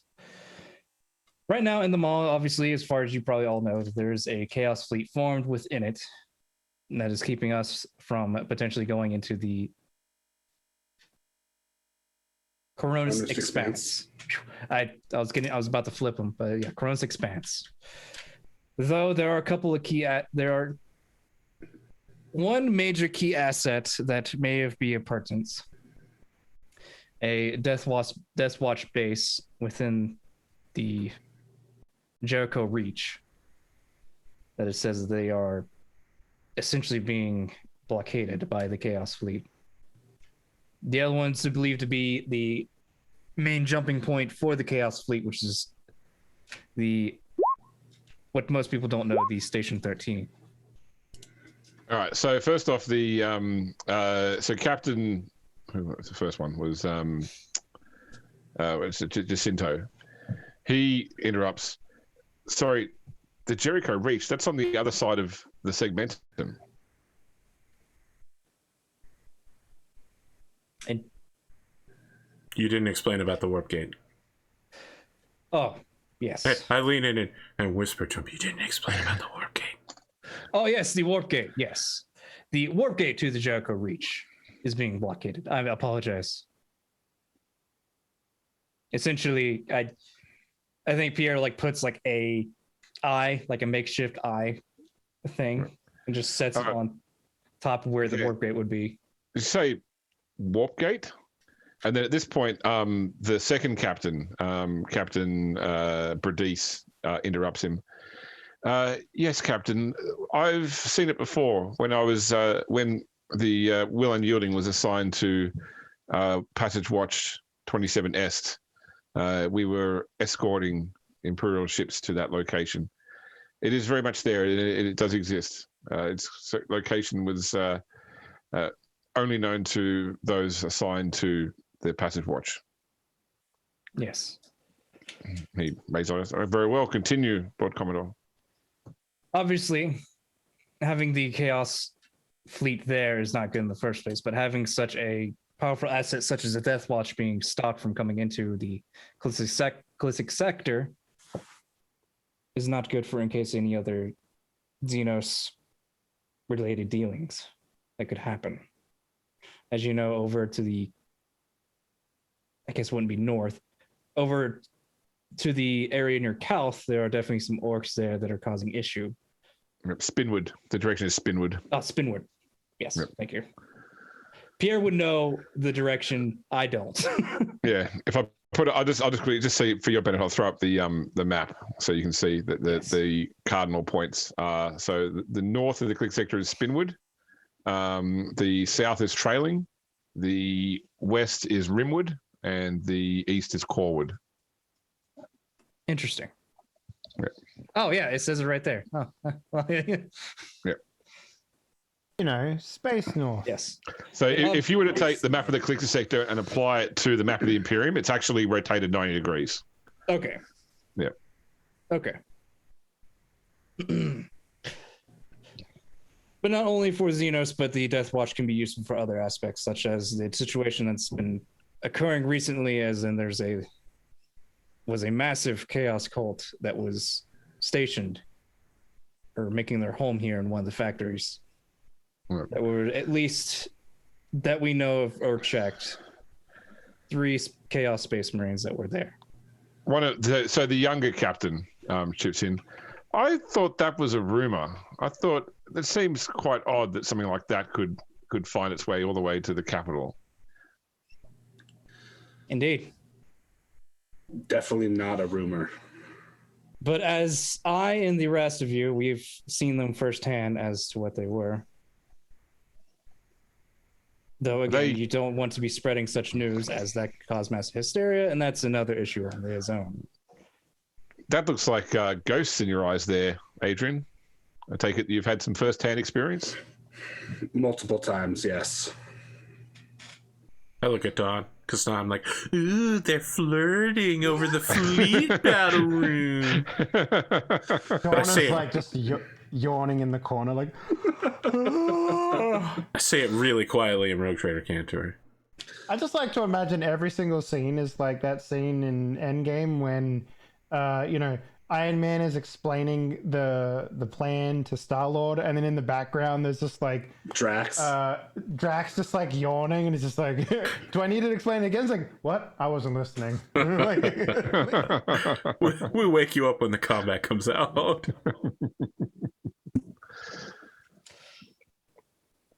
Okay, so Lord Commodore, so is our plan? Is there a navigatable route from Port Bonner directly to this location? He says, pointing to the location where the warp gate is. Zone 15. To which the answer, by the way, is yes. Yeah. Yes. So we slip past the Chaos fleet, or fleets, because they're in 2 locations. We secure the warp gate. Then what are we expecting? Death Watch forces to join us?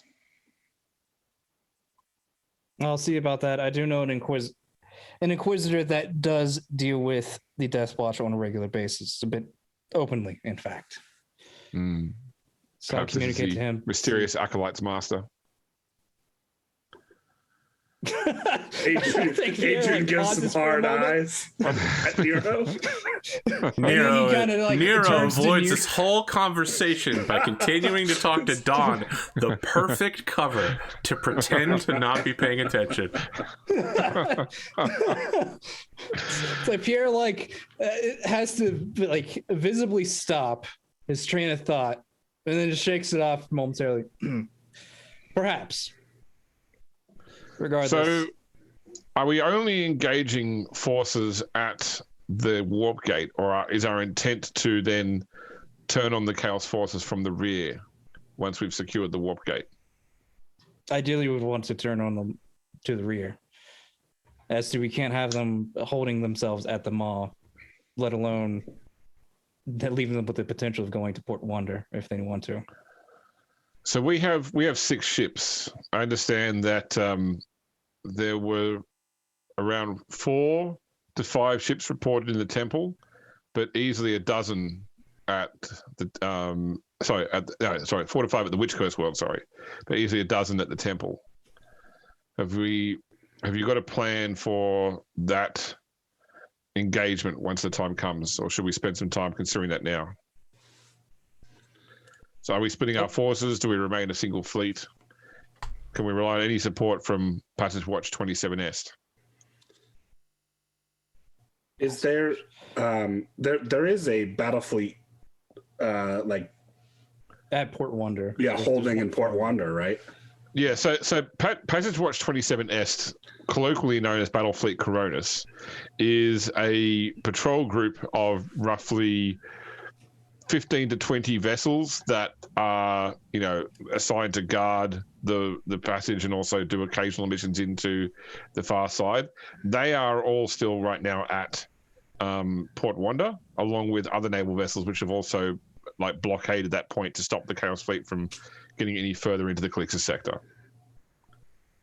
So give me, Adrian, or anyone's got Imperial Navy can roll it at plus 20. Hey, I got that today. What about Common Lore War? I'll give that to you at plus 0. Works for me. I'll spend a fate Over point to here reroll. thinking about imperial stuff, ecclesiarchy stuff. Oh boy. I'm just thinking about I rolled a 5. Well, yeah. There we go. Okay. So, that the senior person in charge at Port Wonder right now is Fleet Admiral Nathaniel Horn, commander of the Mars-class battlecruiser Griffin. And he is the one that has predominantly taken the attitude of, as long as they're not trying our defenses, we've effectively won. We've stopped the Chaos Fleet from going any further, because presumably their intent here was to invade the Click sector, and by massing a large force here, they can't proceed any further. They're basically trapped in the Maw, and for us, we don't have the ships to, he could take his 15 ships and assault the 12 to 15 Chaos ships at the temple, but there will be definite losses. And right now they don't need to lose because they've got the Chaos Force held up. The man of ignorance, got it. I mean, it's not a dumb way to think, but it's a bit passive for what Chaos does.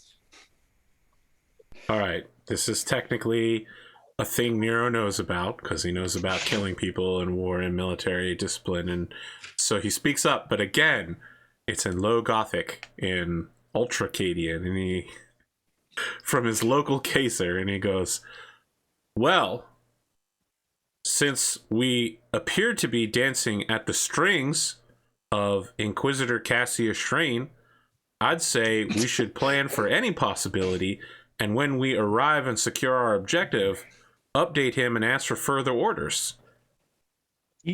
Out of character, I didn't say his name. I just said I knew an Inquisitor, right? Yes, but I'm saying it now, since it should be obvious. You can definitely hear mental notes being made. I think Pierre just I look around, I'm just like, come on, guys. We all know that Inquisitor Cassius Schrain has been a longtime friend of the ship and definitely assigned us this mission. Because I'm looking at Pierre because I know that to be true, right? He's the one who told us to go to this watch fortress. Just so you know, by the way, Arthur. Yeah. So, are they making scrutiny rolls on me now? No, it's fine. They already know. That's the thing. with your hide. You have the ability to know when people are scrutinizing you, but you can't scrutinize anyone else. It's like, oh, he passed his scrutiny roll on me. That's not good. with your high degrees of success on that roll, Arthur, about the battle fleet. Yep. You've heard rumors as well that Fleet Admiral Horn has sort of lost a bit of the will to fight in recent years, since the second ship of the group was assigned to the captain was assigned to his daughter, Victoria Horn, and so he's been a bit less keen to throw the battle group into conflict since bringing his own progeny to the line. Okay, interesting. But none of that's my problem, because we have orders, and I believe this entire chain of events was set in motion by Cassius Schrain, and the logical thing to do would be to secure the objective and then call him and be like, hey, we secured the objective. What do you want us to do now? Like, we don't need to plan for a possibility of like fighting 12 ships while trying to argue with a guy who just lost his daughter. Hey, can you come help us out? Like, that is a whole second campaign. So yeah, Nero just outlines that. He's just like, it would be presumptuous for us to plan around Fleet Admiral Nathaniel Horn. We will need to secure this particular objective and open the way and ask the Inquisitor if they have any further orders. And if they don't, I don't see any reason why we couldn't make further plans, but I'm not in charge of this particular fleet group. The Lord Captain, I'm sure, has his orders, and the three of you have your own orders. I would say that after achieving our objective, if we are of no further use, we should plan to dissolve this fighting group. Anything else would be unusual. Am I wrong here? I'm like looking at everybody. No, we of course have duties to return to once this objective is completed. Well, gosh golly. And all of this could change depending on what more recent intel we gather when we pass through the Maw. Of course, Adrian Thorne. I agree with you. On Cadia, we refer to people by their whole names. It'll be good to keep a backup plan in case we do get attacked by the rest of the fleet. If we only encounter a few of them, fine. If the other dozen or so want to come in, fight, we'll see if we can get in contact. Figure out some sort of deal with the Fleet Admiral. Well, I have to tell you, if we secure the area and a fleet of 12 people decide to leave their post in the Maw in order to come fight us, I feel like we have opened up the path in the Maw for a significant incursion of Imperium forces. So I would say at least part of our objective will be accomplished. Probably we'll be dead, though. Most likely. Yes. So, one of the sort of captains responds with, those who die in the Emperor's service will live forever in his... I point. I'm like, good. Yep. Exactly. All right, I think we are decided then. We need about 4 days to finish prepping our squadron for departure. With that being said, we probably can't guarantee all ships will arrive at Port Wonder at the same time, thanks to the vagaries of the warp and moving such a large group of ships. So Indeed. I imagine that we'll have to probably explain our actions to Fleet Admiral Horn at some point regardless. Oh boy, I'm sure the Inquisitor will probably help smooth things out there. I'm sure Inquisitor Cassius Schrain, who put us on this mission, definitely foresaw this possibility.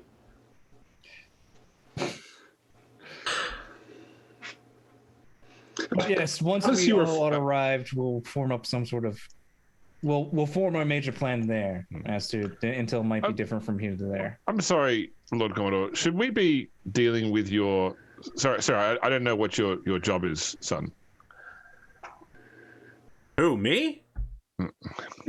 Oh, I'm the Master of Ordnance. You don't need to deal with me. I'm just here to help remind people and keep them on track.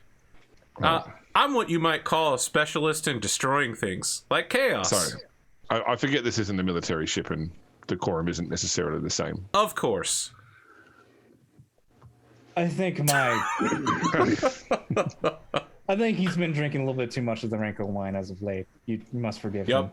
He's usually never like Nero this. will pull out a bottle of the Ranko and drink it just to complete the illusion that he's a backwater country hick and definitely not a scary inquisitorial acolyte.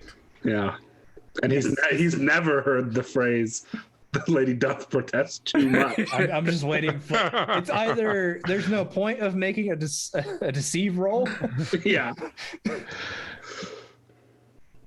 or people are as incompetent as they seem to be. All right. So they're happy to go there. I mean, shall we all leave at the same time, or are you going to depart before our ships are ready? We'll more likely depart before you were gone. Before you depart. Right. And so then it'll give me some time to get some information and to start forming up a plan from there. And make nice with the Admiral. Indeed. Very good, Lord Commodore.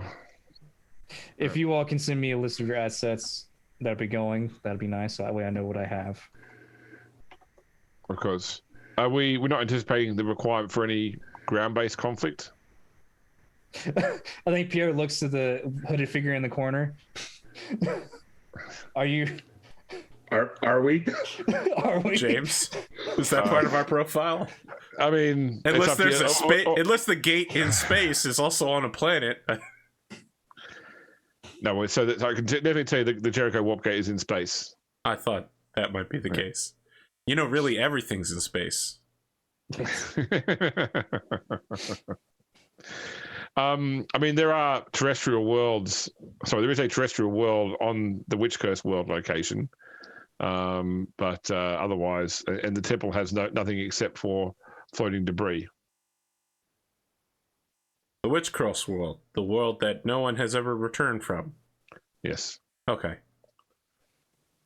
I might just be a simple Cadian backwater master of ordnance speaking out of turn here as the Lord Captain's Arch-Militant, but somehow I don't see us being assigned to a ground campaign to take a world that no one's on.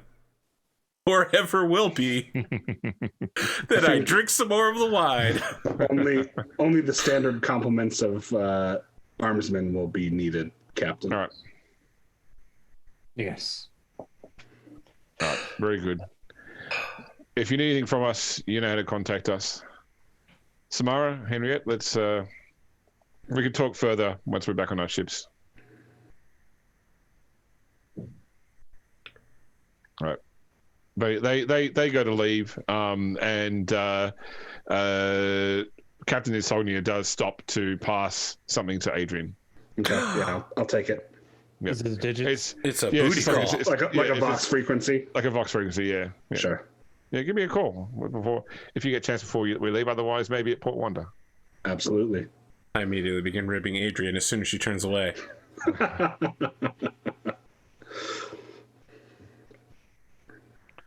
All right, this is probably a good time to have a break.